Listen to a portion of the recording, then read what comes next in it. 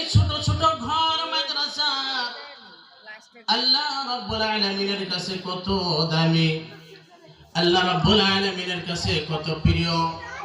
মুহতারাম দোস্ত আজিজ, এই মাদ্রাসার প্রতি আমরা কোনোদিন আক্রোশ হইতাম না। মাদ্রাসার জন্য 1 টাকা 2 টাকা চাঁদার জন্য মানুষের বাড়িতে গেলে ফকির মনে করে। এমন কেমন অবস্থা হয়ে যায়, একটা দুঃখের বিষয় আপনাদের সম্মুখে বলতেছি। যখন মাদ্রাসার কোনো বস্তুর দরকার হয় মানুষের কাছে যাইতে হয়, কেননা আল্লাহর বান্দাই তো মানুষ। আল্লাহ রাব্বুল আলামিন এই মানুষের দ্বারাই মাদ্রাসাগুলা করবে। তার মনে আক্রোশ হয়, কত ধরনের কথা শুনতে লাগে, কত ধরনের কথা শুনতে লাগে। আল্লাহর নবী, বিশ্ব নবী জনাবে রাসূলুল্লাহ সাল্লাল্লাহু আলাইহি সাল্লামের কথা মনে পড়ে। যখন দিনের দাওয়াত দিতে গেতেন আল্লাহ নবী সাল্লাল্লাহু আলাইহি সাল্লামকে তাইফের ময়দানে ছোট ছোট বাচ্চারা কাঙ্কার মেরে পাথর মেরে শরীর থেকে রক্ত মুবারক পর্যন্ত বাহির করে দিয়েছেন। তবু আমার নবী, দয়ার নবী, মোহাব্বতের নবী, উম্মতের কান্ডারি নবী রাগ করে নাই। ফেরেশতা পর্যন্ত আল্লাহর নবীর কাছে বলছে, ও নবী, তুমি যদি হুকুম দাও এই 2টা পাহাড় একত্রিত করে এই কমকে ধ্বংস করে দিব।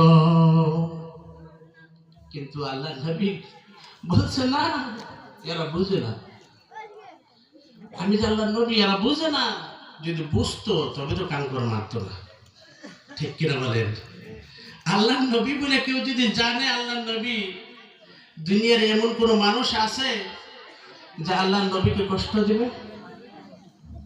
আছে দুনিয়ার কোন মানুষ যে আল্লাহ নবীকে জানার পরেও, চিনার পরেও আল্লাহ নবীর প্রতি কোন ধরনের কথা বলবে? নাই, দুনিয়ায় নেই। যারা এখন এমন এই জামানার মধ্যেও আল্লাহ নবী জনাবে রাসূলুল্লাহ সাল্লাল্লাহু আলাইহি সাল্লামের বিষয় নানান ধরনের কথা কয়, কিন্তু তারা জানে না আল্লাহ নবীর বিষয়। তারা বলতে পারে।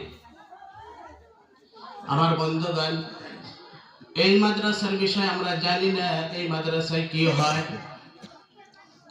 ছোট একটা ঘর মনে হয়। মুহতারাম দোস্ত আজিজ, এই অঞ্চলের জন্য একটি সৌভাগ্য।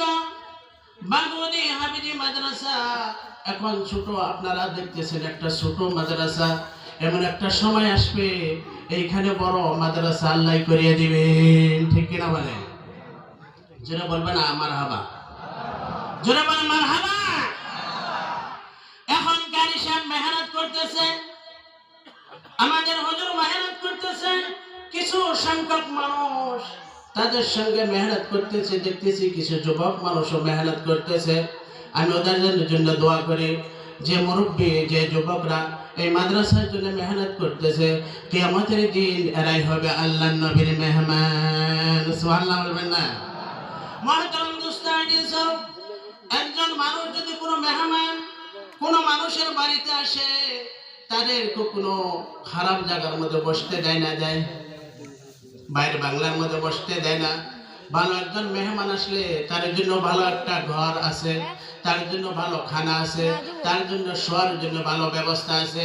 মুহতারাম দোস্ত আজিজ, যারা এই দুনিয়ার ভিতরে মাদ্রাসা এবং দিনী প্রতিষ্ঠান, দিনী যারা তাবলীগের লাইনে মেহনত করতেছে, যে কোনো লাইনে এই দিনের মেহনত করতেছে, তাদের সঙ্গে যারা সহায় সহযোগিতা করবে, কিয়ামতের দিন তারাই হবে আল্লাহর নবীর মেহমান। সুবহানাল্লাহ বলবেন না? তারাই হবে। যাই হোক, বেশি সময় নাই, তারাই কি হবে? আল্লাহর নবীর মেহমান। কিয়ামতের দিন যদি আল্লাহর নবীর মেহমান হওয়া যায়, যে আল্লাহ জাহান্নামে দেবেন, জান্নাতে দেবেন, যে জায়গা খালি আরাম কি আরাম।